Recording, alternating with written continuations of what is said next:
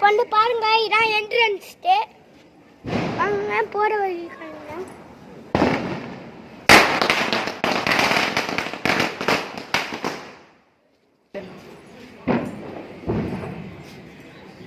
இது எங்க வீட்டு முன்னாடி எப்படி நிக்கிறான் பாருங்க.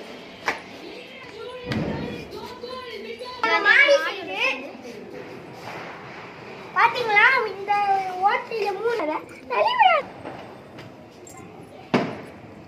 இதான் சுண்டலி, இதான் மாடி.